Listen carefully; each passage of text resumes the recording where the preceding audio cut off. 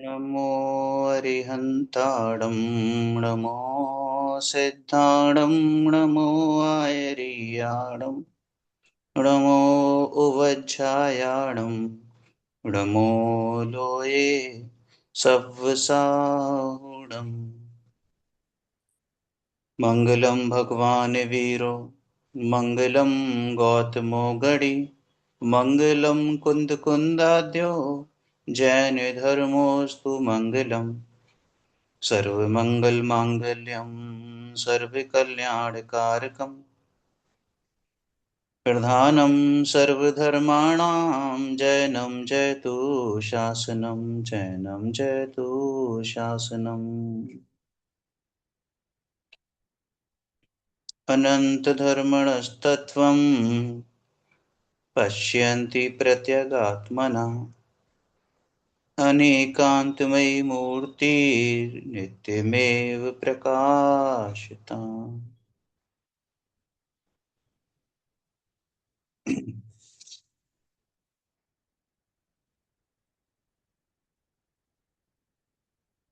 चर्चा चैतन्य की भाग 2 चर्चा क्रमांक 20 अपना चल रहा है।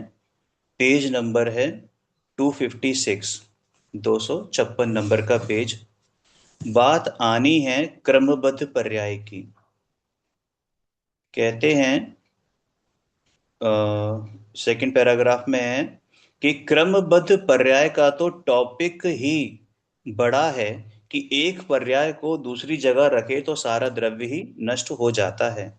अब मुमुक्षु की डिमांड है कि बाबूजी उसका संक्षिप्त में हो सकता है तो थोड़ा बोलिए, क्योंकि जो आप इतनी बड़ी बात करते हैं और हम इससे विमुख रह जाएं तो भले ही आप इसमें अपना लिमिटेड टाइम लगाएं, लेकिन जितना प्रयोजनभूत है थोड़ा बोलिए।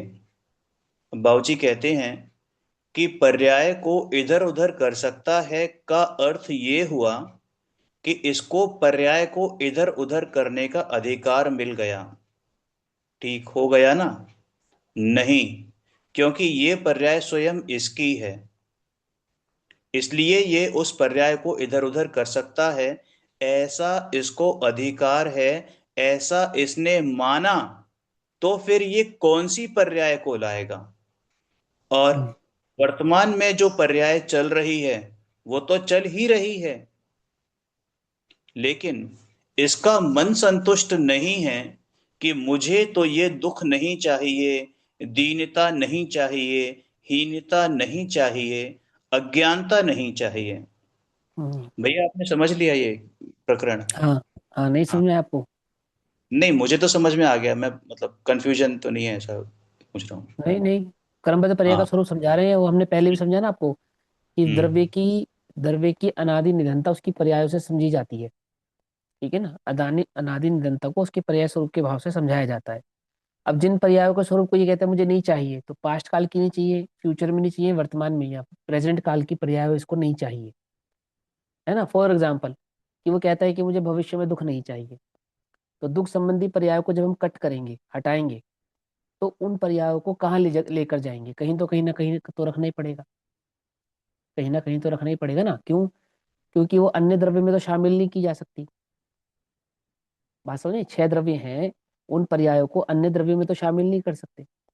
और वस्तु की अनादि निधनता भी खंडित हो जाती है। मान के चलो कर भी दें, आगे पीछे करने की सुविधा भी मिल जाए, तो कहाँ करेगा? भूतकाल तो बीत चुका है, वहां तो संभव नहीं है डालना उन पर्यायों को। तो वर्तमान के दुख को, या कल आने वाले दुख को, या परसों आने वाले दुख को, या 10 साल बाद आने वाले दुख को वहां से हटाकर कहाँ ले जाना चाहता है? पास्ट में संभव नहीं है, वर्तमान में तो भोगना नहीं चाहता, और फ्यूचर में कहाँ कहाँ ले जाकर रखेगा? जहां पे भी ले जाके रखेगा उसे भोगना तो पड़ेगा ही ना, है ना। और फिर वो कहे कि मुझे सिद्धत्व प्रकट होने के बाद रख दो, तो क्या संभव है? सिद्धत्व की पर्याय प्रकट हो और उसके बाद फिर दुख की पर्याय आए, तो वस्तु स्वरूप ही बिगड़ गया पूरा का पूरा।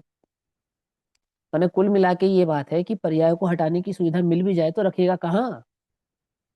ले ले जाएगा कहाँ? तो सच्ची सही बात तो यही है कि वो जहां है उसे वहीं रहने दिया जाए और उसको स्वीकार मात्र कर लिया जाए। दूसरी बात, तू अपने को पर्याय वाला देखेगा तो दुखी होता है। तू अपने को ध्रुव देखना, ध्रुव देख, पर्याय की दृष्टि क्यों करता है? पर्याय तो एक समय की आती है और चली जाती है। सूत्रकाली जैसा है वैसा का वैसे ही बना रहता है।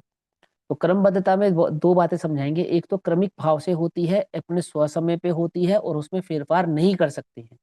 ये क्रमबद्ध पर्याय की स्वीकृति है, ऐसा स्वरूप यहाँ पर समझा रहे हैं। चलो भैया बताओ, संक्षिप्त में बता रहे हैं। जी।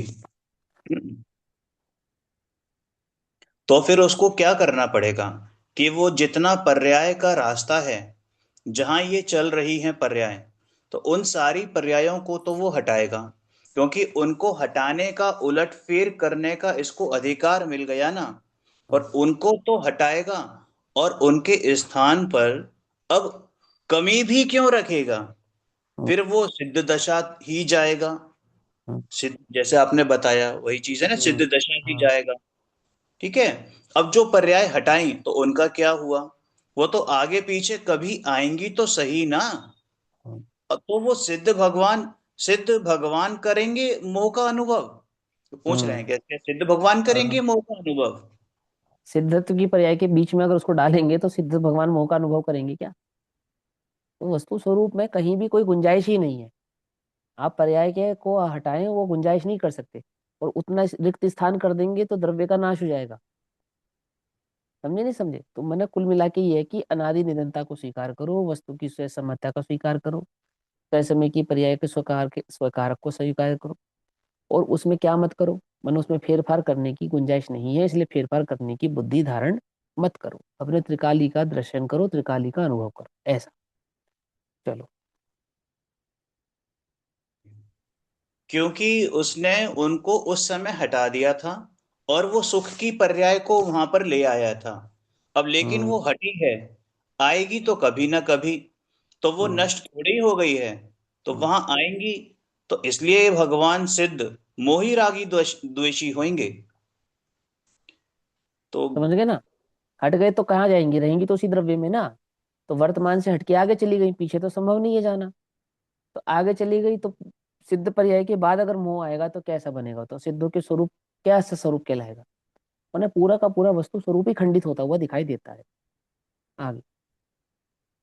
मुमुक्षु, संपूर्ण द्रव्य कैसे नष्ट होता है इसमें? भाऊजी कहते हैं कि संपूर्ण द्रव्य तो नष्ट हो जाएगा जब वो पर्याय का प्रवाह टूट जाएगा। भाई, पर्याय का एक सुनिश्चित प्रवाह है, और उस प्रवाह में से हमने एक पर्याय को निकाल दिया तो प्रवाह टूटा कि नहीं? वो द्रव्य टूट गया, खत्म हो गया। देखो इसको ना पर्याय को और बारीकी से, इसको थोड़ा और बारीकी से विचार करो, थोड़ा सभी लोग इस पे विचार कर कर देखो। पर्याय को द्रव्य से अलग करना है तो कैसे करेंगे बताओ? क्योंकि पर्याय के पास अपने प्रदेश तो है नहीं। समझना ध्यान से। जिस जब वस्तु के प्रदेश ही नहीं है, जिस वस्तु के प्रदेश नहीं है, उसे अलग कैसे करोगे, खंडित कैसे करोगे? बात समझ में आ रही ना? रही? लड्डू होता है ना, लड्डू। लड्डू में से एक दाना अलग करना है, पॉसिबल है? हो सकता है, बिल्कुल हो सकता है। लेकिन कोई ये कहे कि पीलापन दूर कर दो, केसर का केसरीपना दूर कर दो, बेसन का पीलापन दूर कर दो, तो कैसे करेंगे बतलाओ? शक्कर से मिठास को दूर करो आप, कैसे दूर करोगे बताओ? शक्कर नहीं, मिठास। ध्यान रखना, सिर्फ मिठास मिठास चाहिए, शक्कर नहीं चाहिए। शक्कर की सफेदी भी नहीं चाहिए, शक्कर का आकार भी नहीं चाहिए, सिर्फ शक्कर की मिठास चाहिए। पॉसिबल है? पॉसिबल नहीं है। सबसे पहले तो ये समझो कि वस्तु उत्पाद व ध्रुवात्मक होने से एक सत है, एक सत है। उसमें पर्यायों को हमने भेद करके कहा तो तुझे ऐसे लगने लगा मानो पर्याय तो अलग है, अलग की जा सकती है। ये तेरे भूल खड़ी हो गई तेरे अंतरंग में। पर्याय तो भिन्न है और मैं उन्हें अलग कर सकता हूँ, उन्हें मिटा सकता हूँ, उनका अभाव कर सकता हूँ। कर सकता है? कर सकता है। एक पर्याय का अभाव पूरे द्रव्य का अभाव है। कि भैया भूतकाल की पर्याय का तो अभाव हो गया ना, कि नहीं हुआ? भूतकाल की पर्याय भूतकाल में सुरक्षित है। यदि भूतकाल की पर्याय का अभाव हो जाएगा तो द्रव्य का ही अभाव हो जाएगा। क्या कहा? कुछ बात समझ में आई या नहीं है? क्या समझ में आई? आदिनाथ भगवान का भूतकाल भगवान महावीर स्वामी के ज्ञान में है या नहीं है? और आदिनाथ भगवान के स्वयं के ज्ञान में है या नहीं है? कैसे है जब है ही नहीं? असत है क्या उनके ज्ञान में? तीर्थंकरों को, केवलियों को असत का ज्ञान होता है क्या, या सत का ज्ञान होता है? विचार कर कर देखो, थोड़ा सूक्ष्मता से विचारोगे ना, सूक्ष्मता से, तो समझ में आएगी। द्रव्य नहीं है वहां, द्रव्य वर्तमान में ही है, द्रव्य भविष्य में भी नहीं है, लेकिन भविष्य के स्वकाल में उस द्रव्य की पर्याय खचित है, स्वकाल में खचित है, भूतकाल की भूतकाल में खचित है। दूसरी बात, उन पर्यायों को द्रव्य से भिन्न अलग नहीं किया जा सकता। समझे? पर्याय अलग करना माने द्रव्य का ही नाश करना है, क्योंकि पर्याय के पास क्या नहीं है? अपने प्रदेश नहीं है। आई बात समझे? पर्याय नाखून जैसी नहीं है, काट के फिर दोबारा उगाएंगी। पर्याय भी द्रव्य की वो उंगली है, हाथ है। हाथ कटना यानी शरीर को भंग करना है, उंगली का कटना यानी शरीर को भंग करना है, पर्याय का हटना यानी द्रव्य को भंग करना है। आती है बात समझ में? नहीं आती? तुमने पर्याय को बिल्कुल ऐसा अलग मान लिया, मानो मानो पर्याय कोई परद्रव्य ही हो, पर परद्रव्य थोड़ी है पर्याय। क्या कहा? अताद भाविक संबंध है। क्या संबंध नहीं है? अप्रादेशिक संबंध नहीं है, अप्रदेशक नहीं है पर्यायों में, यानी पर्याय के द्रव्य के प्रदेश भिन्न नहीं है, अतद भाव संबंध है। पकड़ में बात? वो भिन्नता कौन सी है? अतद भाव भिन्नता, प्रादेशिक भिन्नता नहीं। तो किसी वस्तु से किसी वस्तु को भिन्न करने के लिए प्रादेशिक भिन्नता होनी अनिवार्य है। ये सिद्धांत है, इस सिद्धांत को याद रखो। इसलिए पर्यायों को मिटाने की चेष्टा करना ही दुर्विकल्प है। अब दूसरी बात, पर्याय को पलट तो सकते हैं ना, कि पलटने वाली को क्या पलटोगे और कब पलटोगे? जब तक पलटोगे तब तक तो वो पलट ही जाएगी क्या? एक समय के स्वभाव वाली है ना पर्याय। पलटना तो स्वभाव ही है उसका, बदलना तो स्वभाव ही है उसका। तुम कब बदलोगे उसे? कितना समय है तुम्हारे पास पर्याय को बदलने के लिए? बतलाओ। है समय? समय ही नहीं है, क्योंकि स्व समय में बदल ही जाती है, इसलिए बदलने का विकल्प भी व्यर्थ है। दो बातें समझ में आई? मिटाने का विकल्प व्यर्थ है, बदलने का विकल्प व्यर्थ है। तो क्या करे? क्या था? दृष्टा रहो ना, क्या था? दृष्टा रहो बस। समझे या नहीं समझे? यही तेरा पुरुषार्थ है, यही तेरा कार्य है, यही तू कर सकता है। तो अब ज्ञाता दृष्टा हो जाऊंगा तो दुख होता है। पर्यायों का ज्ञाता दृष्टा मत बन, स्वभाव का ज्ञाता दृष्टा बन। कि पर्याय मेरे जानने में आती है तो आने दे, तू उन्हें मत जान। क्या कहा? पर्याय तेरे जानने में आती हो, आने दे, परंतु तू उन्हें मत जान। दादा इसका बहुत सुंदर उदाहरण देते हैं। ब्रह्मचारी स्त्रियों को देखे या ना देखे? ब्रह्मचारी स्त्रियों को देखे या ना देखे? बोलो भैया। देखने में आते हैं तो आते हैं, देखे नहीं, देखने वो जाए कह रहे नहीं। वो कह रहे देखे पर ना देखे। क्या देखे? क्या देखे? क्या देखे? अपने शील का रक्षण करना है ना, उनसे छूना नहीं, उनसे दूर रहना, दो हाथ की साथ तीन हाथ की चार हाथ की दूरी बनाए रखना, टकरा ना जाए, आदि आदि व्यवहार से देखे, परंतु कुशील दृष्टि से ना देखे। पकड़ में ही बात? नहीं पकड़ में? ऐसे ही पर्याय तेरे जानने में आए तो जानने में आने दे, कोई आपत्ति नहीं है, परंतु उन्हें बदलने से उनसे जो तू प्रभावित होता है, स्त्री को देखकर प्रभावित नहीं होता ब्रह्मचारी, स्त्री को देखता तो है। देखेगा नहीं तो व्यवहार कैसे पालेगा? व्यवहार का पालन कैसे करेगा? चलने में, उठने में, बैठने में स्त्रियों से टकराता फिरेगा क्या? बोलो। ऐसा तो नहीं करेगा। देखे परंतु ना देखे। क्या से ना देखे? कुशील दृष्टि से ना देखे। ऐसे ही तुम पर्याय को किस दृष्टि से मत देखो? जो तुम पर्याय को देखकर सुखी होते हो, दुखी होते हो, बदलने का परिणाम करते हो, कुशील दृष्टि है, इस दृष्टि से मत देखो। इस दृष्टि से देखे कि तुम उनके ज्ञाता दृष्टा हो, बस इस दृष्टि से देखो। अपने चैतन्य को देखो। ब्रह्मचारी अपने को ब्रह्मचारी जानता है तो स्त्री के संसर्ग से दूर रहता है। ऐसे ध्रुव अपने को ध्रुव जानता है, इसलिए पर्याय का संसर्ग करता नहीं है। आई बात समझ में? क्या समझ में आई बात? ऐसा ऐसा ध्रुव जाने। पकड़ में ही? चलो भैया आगे। बरोबर बरोबर, है ना? तो क्या था कि संपूर्ण द्रव्य तो नष्ट ही हो जाएगा जब वो पर्याय का प्रवाह टूट जाएगा। पर्याय का एक सुनिश्चित प्रवाह है, और उस प्रवाह में से हमने अगर एक पर्याय को निकाल दिया तो वो प्रवाह टूटा कि नहीं? तो वो द्रव्य ही टूट गया, खत्म हो गया। अब पर्याय को तोड़े बिना उसे निकालना हो नहीं सकता, क्योंकि पर्याय तो अपनी जगह बिल्कुल सेट है, और उसका प्रवाह एक के बाद एक, एक के बाद एक के बाद एक सुनिश्चित है।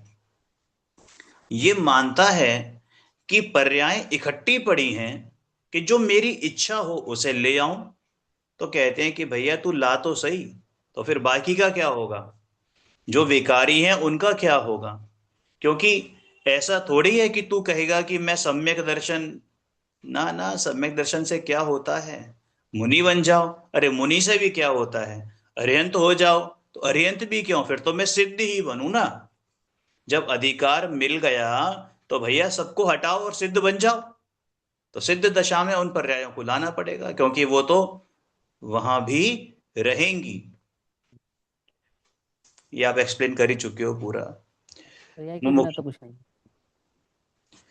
इसका मतलब तो ये है कि वो उत्पाद और व्यय अपने आप होता है, वस्तु व्यवस्था यही है, वो अटल है, अचल है। एक एक पर्याय भी पार्वती है, यानी पर्वत की पुत्री है, जो अपनी जगह से हट नहीं सकती। पर्वत की पुत्री है जो अपनी जगह से हट नहीं हट सकती। नहीं सकती, सही। बहुत सुंदर। क्रमबद्ध पर्याय, क्रमबद्ध व्यवस्था में पुरुषार्थ का स्थान, ये हेडिंग है। हम्म। जो ऊपर बात चली है बराबर बिल्कुल सही बात है, क्योंकि कोई हिला नहीं सकता। लेकिन जब पर्याय इतनी व्यवस्थित हैं तो हम्म। फिर पुरुषार्थ की जगह कहाँ रही। बाबूजी हम्म। कहते हैं कि भैया हो गया ना पुरुषार्थ, हम्म। कि मानो पर्याय को उलट फेर करने का, इधर उधर करने का जो पुरुषार्थ करता था, तो वो बर्बाद होता था। अब उसने जो वो हम्म। वेस्टेज है वो छोड़ा, तो जहां वो हम्म। सार्थक होता है उसके पास जाकर वो बिल्कुल निहाल होता है, जिससे सुंदर उत्पादन होता है, तो वो पुरुषार्थ ही तो हुआ। हम्म। इधर उधर करने को तो हम पुरुषार्थ माने, और इधर उधर ना करके जैसा होना है वैसा करने को हम पुरुषार्थ ना माने, तो ये तो हमारी गलती है ना। हम्म। भैया सारा का सारा काम पुरुषार्थ पूर्वक ही हो रहा है। जैसे खिड़की से हमें टिकट लेना है, तो एक पुरुषार्थ का अर्थ ये है कि सबको मारो, सबको हटाओ, और एक ये है कि चुपचाप खड़े रहो।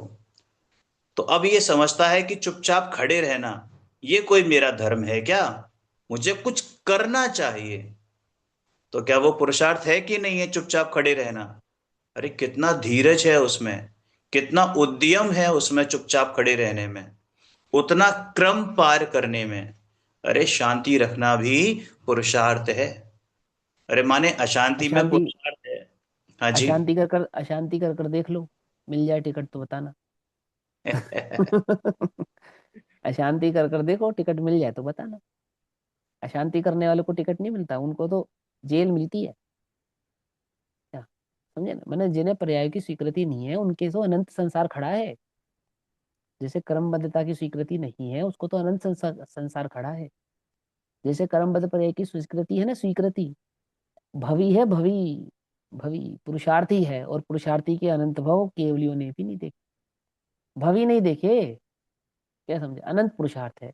किसमें, पर्यायों की स्वतंत्रता को, स्वकाल को, क्रमबद्धता को स्वीकारना, ये अनंत पुरुषार्थ। और नहीं स्वीकार करना, नहीं स्वीकार करना तो अनंत संसार है, अनंत संसार। बरोबर। तो कहते हैं कि अशांति में तो पुरुषार्थ है और शांति में पुरुषार्थ नहीं है, ऐसा कैसे भाई। उत्पादन तो दोनों है ना, तो वो दोनों पुरुषार्थ से ही होते हैं। हाँ। मुमुक्षु, तो स्थिरता का भी पुरुषार्थ होता है कि नहीं। बाबूजी स्थिरता का पुरुषार्थ है ना, किसी को कह दिया जाए कि यहीं खड़े रहो, तो उसमें पुरुषार्थ नहीं है क्या, बहुत बड़ा पुरुषार्थ है। भैया हम्म। क्रमबद्धता का स्वीकार बहुत बहुत बहुमूल्य बात है। मुमुक्षु, बाबूजी आपने तो एक पासा ही लिया कि स्वतंत्रता ही दे दी पर्याय को पलटने की। अभी यदि ये स्वतंत्रता नहीं दी जाए तो अभी इसकी बात करें। आपने तो बोला कि मान लो वो हमने एजम्पशन किया कि उसको स्वतंत्रता दे दी। ये दोबारा पढ़ा जाए। बाबूजी आपने तो एक ही पासा लिया, पड़खा लिया कि स्वतंत्रता दे दी है पर्याय को पलटने की। अभी यदि ये स्वतंत्रता नहीं दी जाए तो अभी इसकी बात करें। आपने तो बोला कि मान लो, तो हमने एजम्पशन किया कि उसको स्वतंत्रता दे दी। हम्म, बाबूजी कहते हैं स्वतंत्रता दे दी ना, तो फिर अब हम उसमें झांक कर या उसे छेड़कर उसे परतंत्र क्यों करना चाहते हैं? हम्म, ये है ही ना परतंत्र करने की हमारी मंशा। वरना वो जो बदलना बिल्कुल। परतंत्रता ही है। हाँ बदलने जी। का परिणाम ये परतंत्रता ही तो हुई, ऐसा कह रहे हैं। और किसको बदलेगा और कौन बदलेगा? ध्रुव बदलेगा या पर्याय बदलेगी? पर्याय को कौन बदलेगा? ध्रुव बदलेगा या पर्याय बदलेगी?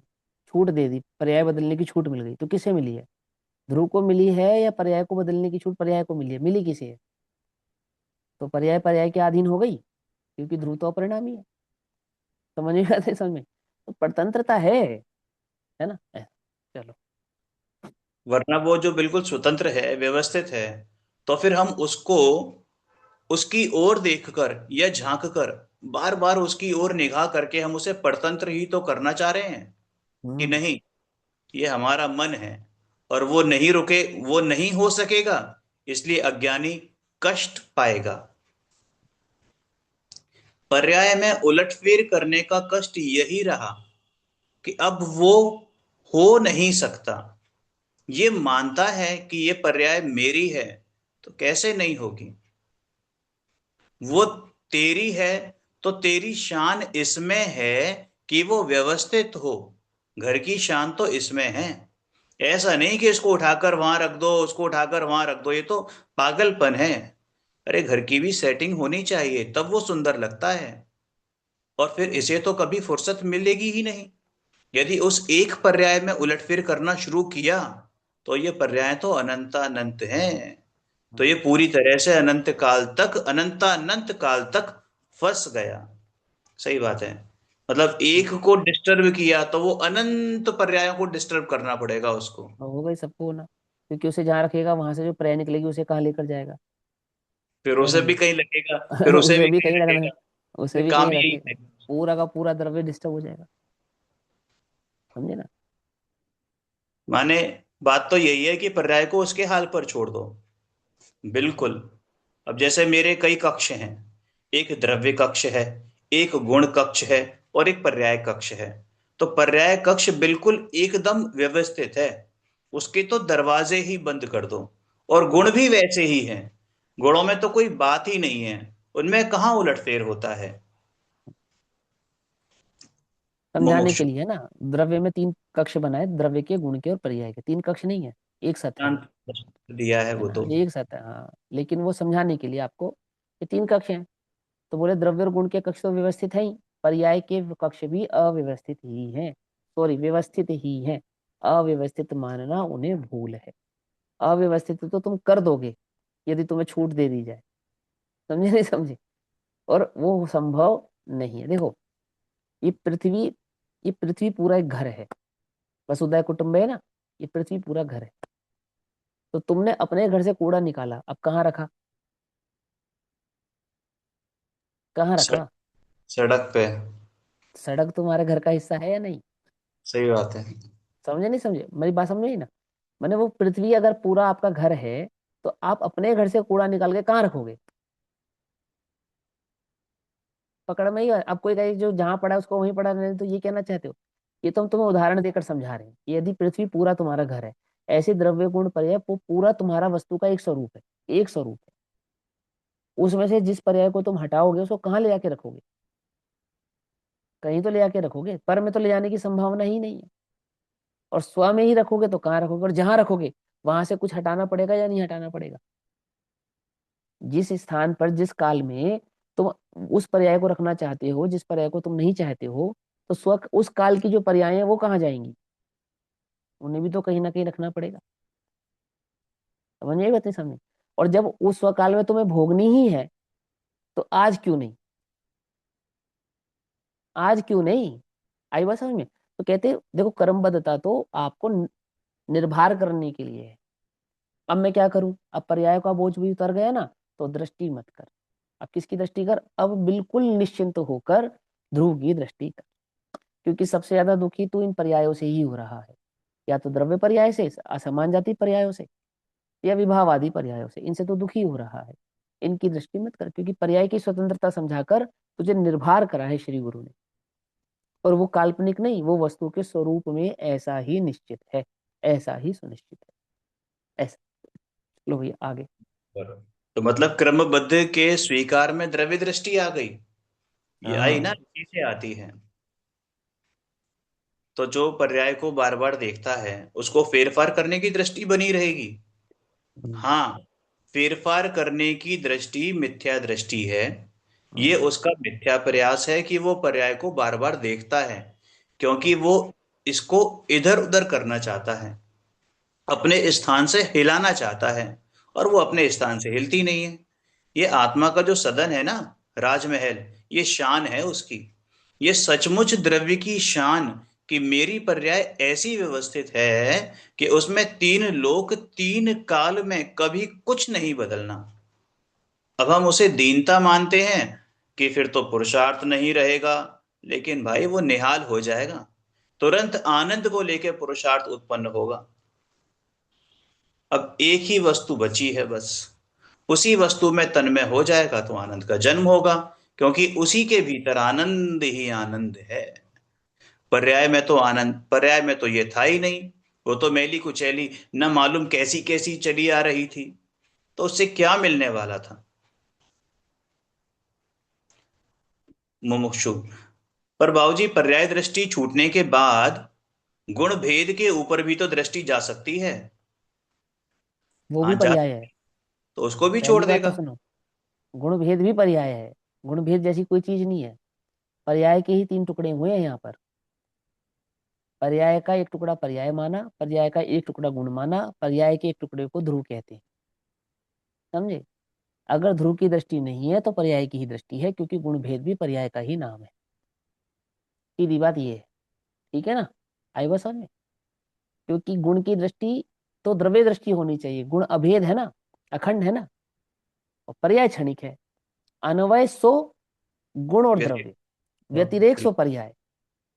पकड़ में आई? तो अन्वय की दृष्टि तो ध्रुव की दृष्टि है। ज्ञान की दृष्टि करने से किसकी दृष्टि होती है बोलो? ज्ञान गुण है या ध्रुव है, या ज्ञान पर्याय है?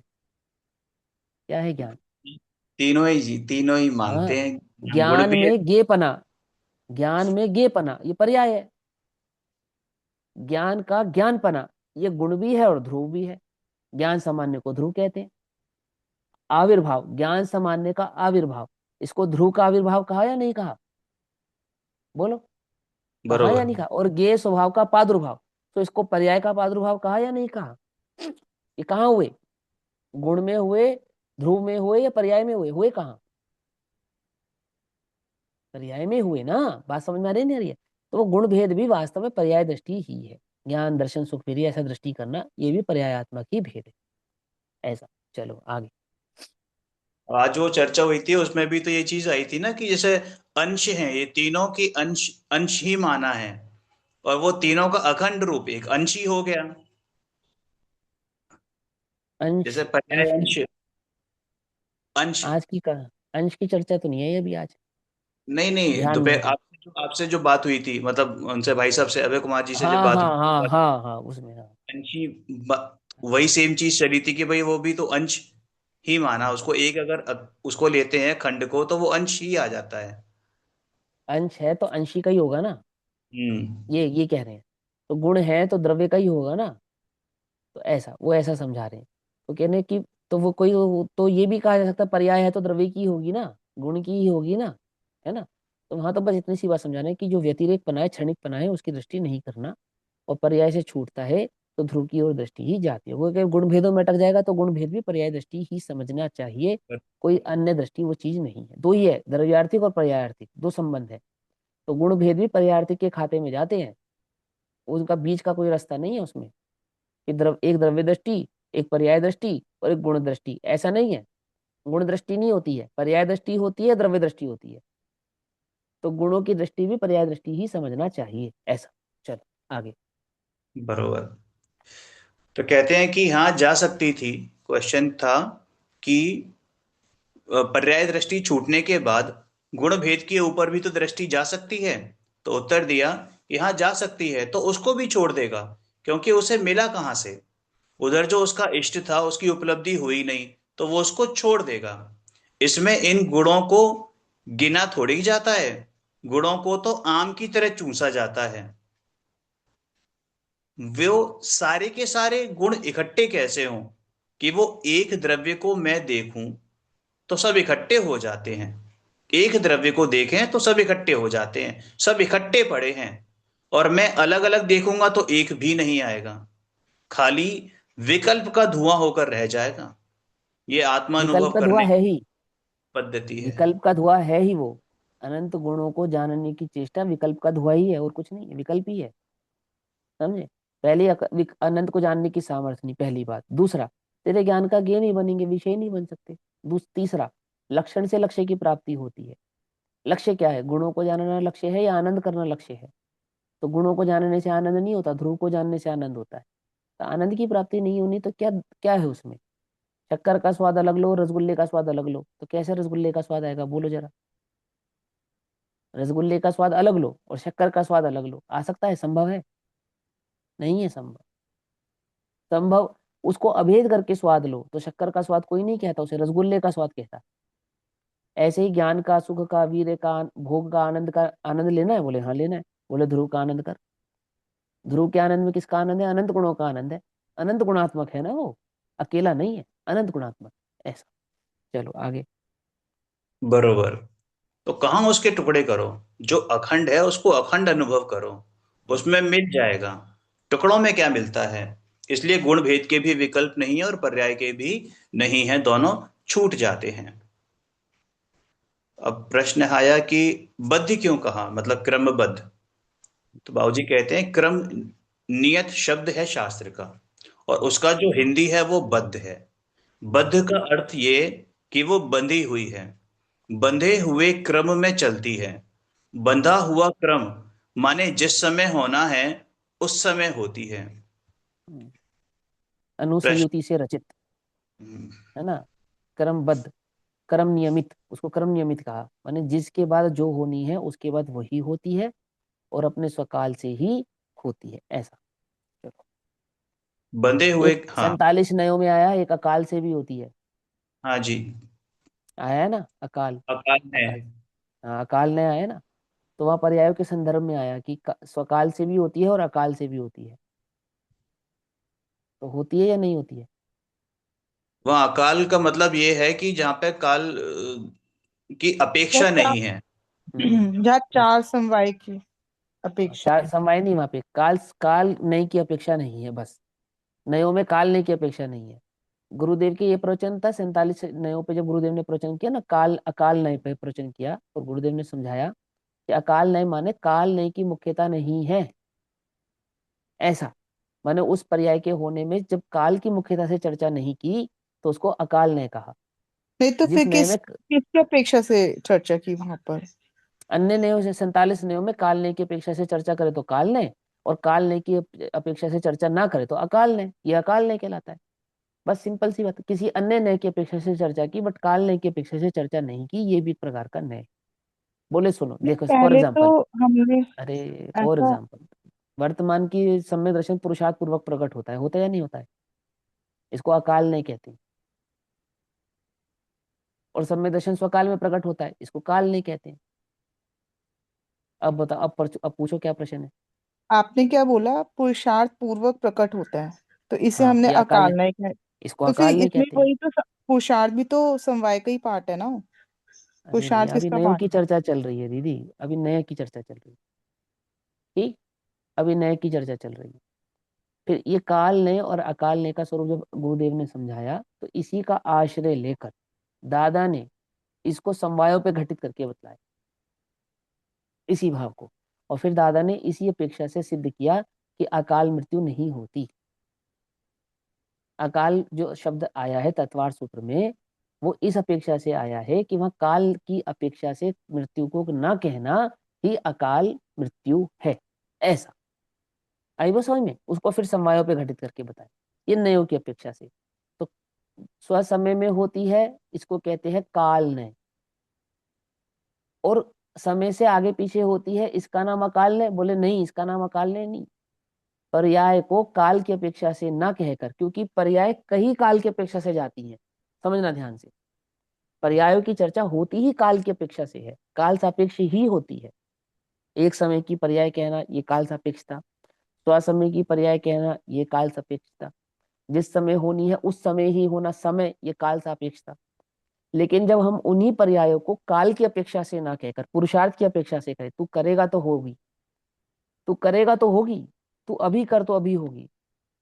जैसे 6 महीना में सम्य दर्शन होने की गारंटी दी पुरुषार्थ के बल पर, दी ना, अकाल ने का कथन है वो। वहां पे काल की मुख्यता से चर्चा ना कर पर्यायों को तेरे अधीन कहा कि तू चाहे तो हो सकती है, तू अभी अपना स्वाश्रय कर, अभी तुझे सम्य दर्शन की पर्याय प्रकट होगी, ऐसा कहा ना।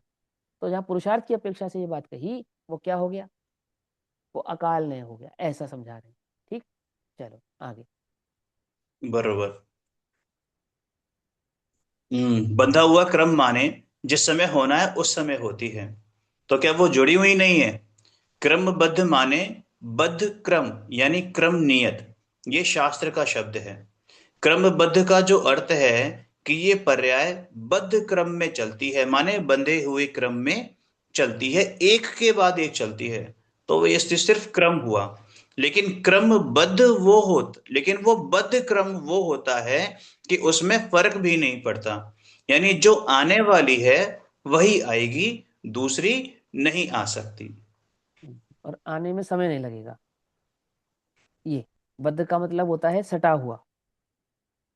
जैसे कहते हैं बंध के चलो, तो बंध के चलो मतलब सट के चलो, सट के, गैप नहीं होना चाहिए, जुड़ के चलो, जुड़ जुड़ के। आई बस में। तो बद्ध का मतलब होता है कि पर्याय में एक पर्याय के बाद दूसरी पर्याय के बीच में काल भेद नहीं होता, मतलब समय नहीं होता, गैप नहीं होता, अवकाश नहीं होता। उत्पत्ति ही विनाश है, उत्पत्ति ही विनाश है, उत्पत्ति ही विनाश है, उत्पत्ति ही विनाश है, उत्पत्ति ही विनाश है। आई बस में। प्रति समय की उत्पत्ति पूर्व पर्याय का विनाश है, प्रति समय की उत्पत्ति पूर्व पर्याय का विनाश है। ऐसी बदी हुई, ऐसे बद्धता भाव से वो पर्याय प्रकट होती है, ऐसे स्वकाल से प्रकट होती है। पर्याय को कहते हैं क्रमबद्ध, और गुणों को कहते हैं अक्रम। ठीक है, अक्रम का दूसरा नाम क्या होता है? युगपद। सहभावी। युगपद। सहभावी। बहुत बढ़िया, युग। सहवती। हाँ। सहव्रती, सहभावी, युगपद और अक्रम, ये एकार्थवाची होती है। ठीक है, ऐसा, चलो आगे। तो क्रमशः आती हैं। बाबूजी कहते हैं कि ये तो सब दुनिया मानती है, लेकिन पर्याय में कहाँ फर्क पड़ा? अगर हमने इधर उधर भी की तो पर्याय के बाद पर्याय ही तो आई, उसमें क्या फर्क पड़ा? लेकिन बद्ध क्रम है उसका, बहुत व्यवस्थित है, और हर चीज में से वो ही शुद्धात्मानुभूति ही, हर चीज में से वो शुद्धात्मानुभूति ही निकलती है, हर चीज में, हर सिद्धांत में से वही निकलती है, मुमुक्षु। तो चाहे इसका पर्यायों मतलब, का सिद्धांत सीखो या गुणों का सिद्धांत सीखो या द्रव्य का सिद्धांत सीखो, जैन दर्शन के समस्त सिद्धांतों में से स्वानुभूति का सिद्धांत ही निकल कर आता है, यह कह रहे हैं। ठीक, चलो आगे। बरोबर। तो इसका मतलब ये हुआ कि क्रमबद्ध को नहीं माने तो कर्म से बद्ध हो जाएं। बाबूजी कहते हम्म। हैं बिल्कुल, ये अपराध करता है जो अपनी जगह सुव्यवस्थित है उसको जाकर डिस्टर्ब करता है। कितना बड़ा हम्म। अपराध है ना? एक, जैसे ऑफिसर का बंगला हो और वहां दो चार आदमी जाकर उसकी टेबल को उलट दें, कुर्सियां उलट दें और ऑफिसर को भी पटक दें, तो क्या होगा? कि कारावास ही होगा। ये पर्याय के कक्ष को, उसकी व्यवस्था को क्यों बिगाड़ना चाहता है? और वो बिगड़ेगी ही नहीं, तो अपराधी है इसलिए कर्म बंधते हैं। चेष्टा ही है ना ये, बिगड़ता थोड़े ही है, केवल चेष्टा है। क्रमबद्धता, क्रमबद्धता को नहीं स्वीकारता, इसलिए क्रमबद्ध को प्राप्त होता है, ऐसा क्या ना, वर्ड प्ले, समझ गए ना। क्रमबद्धता को प्राप्त नहीं, नहीं स्वीकारा है, इसलिए क्रमबद्धता को प्राप्त होता है, क्रम के बंधनों को प्राप्त होता है। क्यों क्रम बंधता है? क्योंकि क्रमबद्धता को नहीं स्वीकारता, इसलिए बंधता है, ऐसा। वस्तु स्वरूप की स्वतंत्रता को नहीं स्वीकारने वाले को अनंत संसार का बंध होता है, वस्तु स्वरूप की स्वतंत्रता को स्वीकार करने वाले को अनंत संसार का अभाव होता है, ऐसा। ठीक है ना, चलो।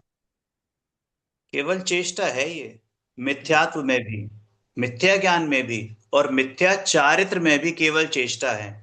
उसके विषय में कोई काम होना नहीं है।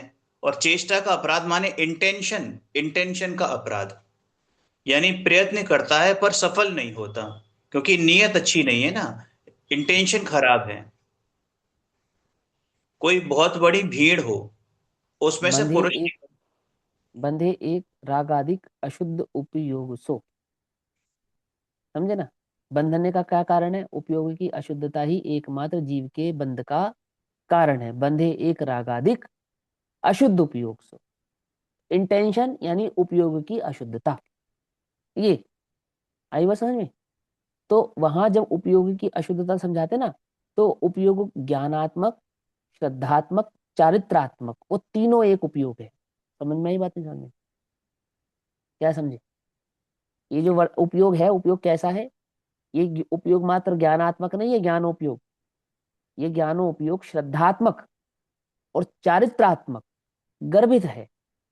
इसलिए ज्ञानात्मक इस उपयोग को अशुद्ध उपयोग ऐसा कहते हैं, और ज्ञानात्मक इस उपयोग को, ज्ञानोपयोग को ही शुद्धोपयोग ऐसा भी कहते हैं। कब कहते हैं? स्वभाव में स्थित ज्ञान को, चैतन्य में स्थिर ज्ञान को शुद्धोपयोग ऐसा कहते हैं। स्वभाव में अस्थिर ज्ञान को क्या कहते हैं? शुभोपयोग या अशुभोपयोग या अशुद्धोपयोग ऐसा भी कहते हैं। पकड़ में ही बात? नहीं पकड़ में? है ना ऐसा? चलो।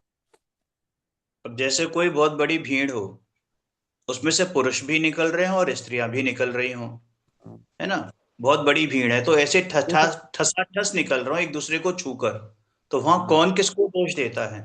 कोई देखो, किसी को ज्ञान दोष में नहीं देता, क्योंकि वहां पे एक नीयत बात और खराब समझो। नहीं है। हाँ, एक चीज और समझो, वो छोटी सी है, याद रखोगे तो बहुत अच्छा है आपके लिए, एकदम याद रहेगा आपको, अच्छा भी है।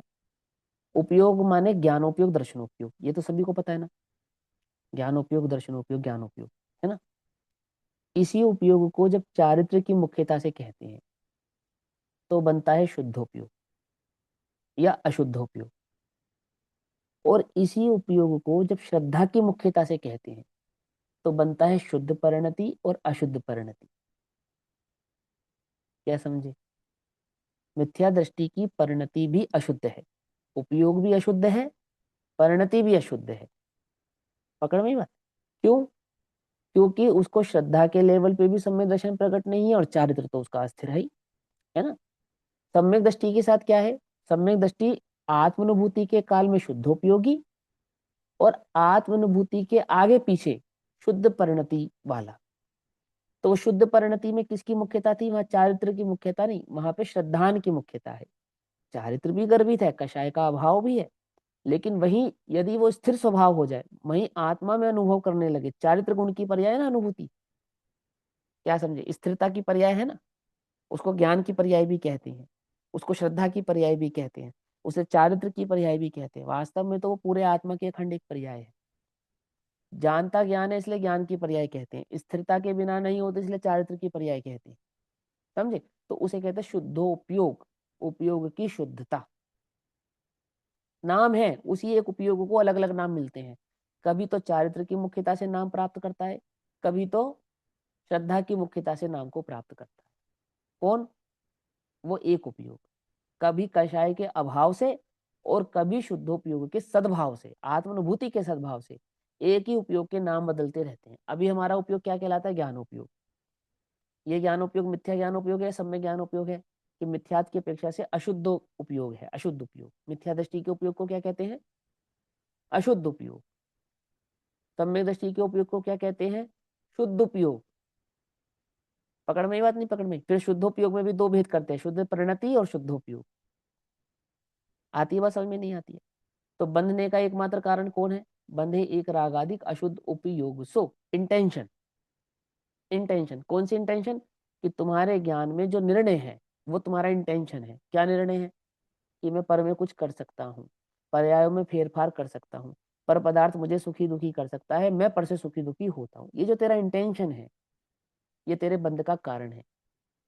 और जो पर्याय की स्वतंत्रता, द्रव्य की स्वतंत्रता अपने को ज्ञान स्वभाव ही जानता है, चैतन्य अपने को अनुभवता है, श्रद्धान करता है, ये इंटेंशन बदल गया। अब पर में कुछ फेरफार करने का इंटेंशन रहा नहीं। अब पर्याय को बदलने का, पर से सुख दुखी होने का, पर पदार्थ में कुछ बदल देने का, ये इंटेंशन नहीं रहा, बदल गया। अपने में धारणा कहाँ कर ली? मैं एक चैतन्य हूँ, ये धारणा हो गई इसकी, इंटेंशन बदल गया। अब अब बंधन को प्राप्त नहीं होता। आचार्य कहते दृष्टि मुक्त हो गया, ये तो मुक्त ही है, ऐसा कह रहे हैं।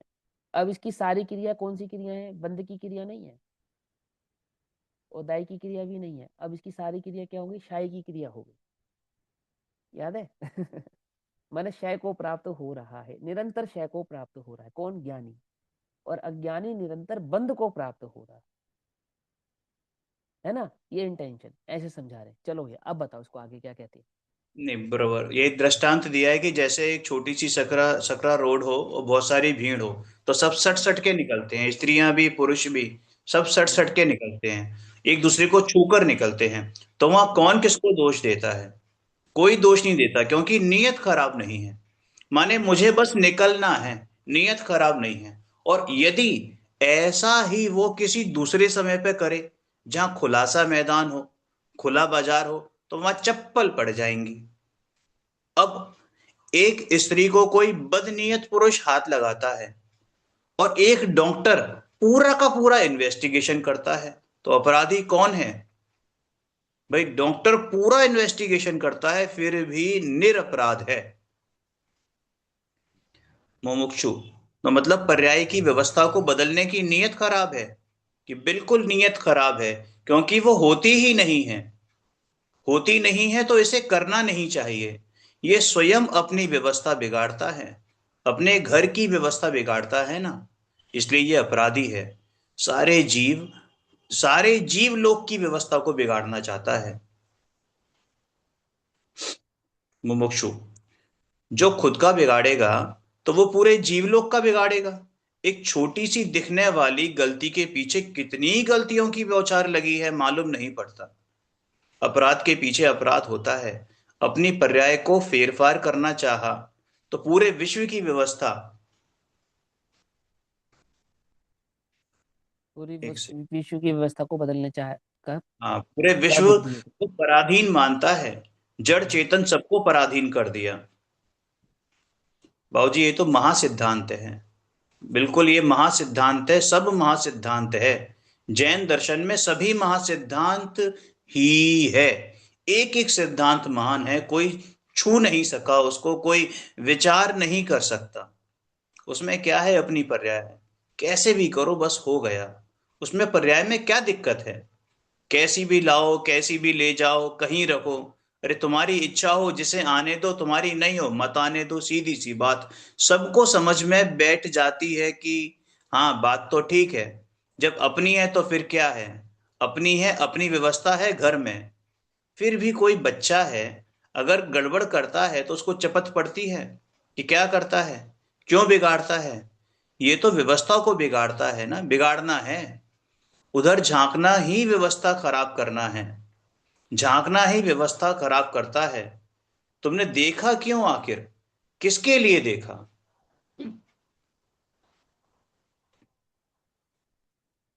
ये प्रकरण पूरा हुआ भैया। अब क्रमांक 21 प्रारंभ होगी।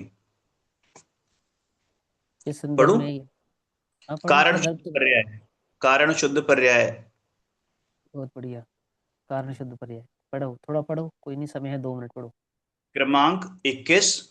इस चर्चा में कारण शुद्ध पर्याय, गुणों का अनुभूति में योगदान, अनुभूति के पहले का विवेकपूर्ण व्यवहार एवं द्रव्य कर्म से भिन्नता में आत्मा की शुद्धता आदि विषयों का मार्मिक स्पष्टीकरण।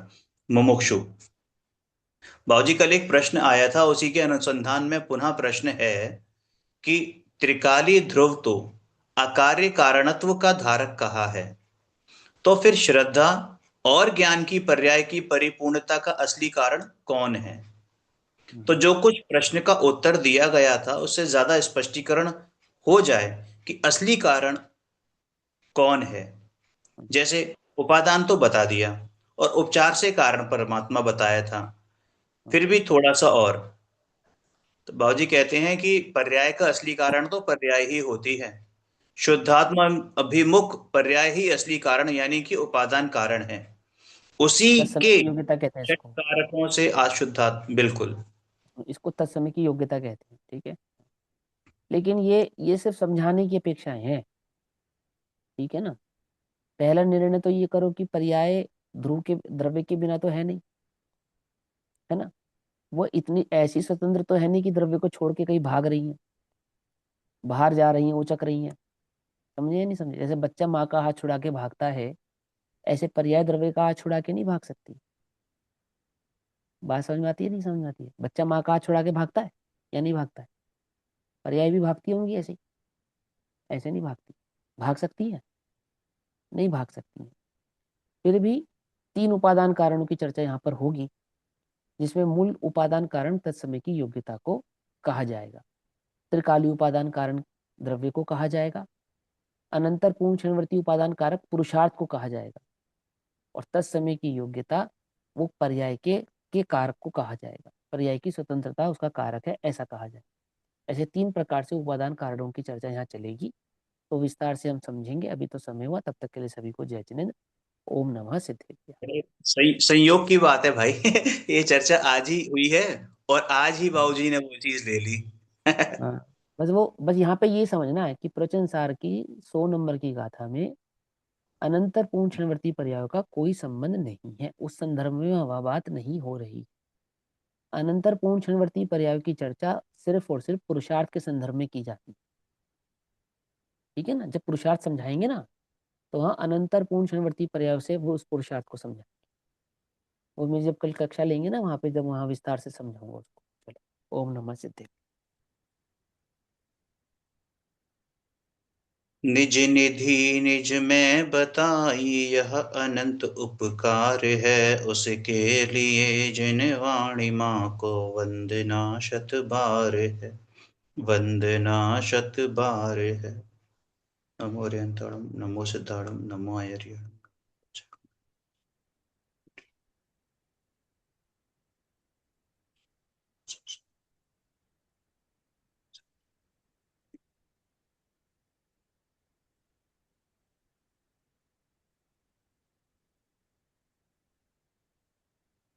श्याम जी।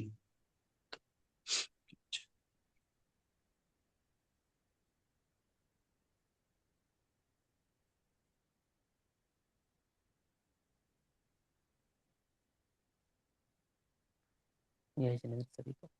जय जिनेन्द्र भैया, जय जिनेन्द्र सभी को। जय जय भैया।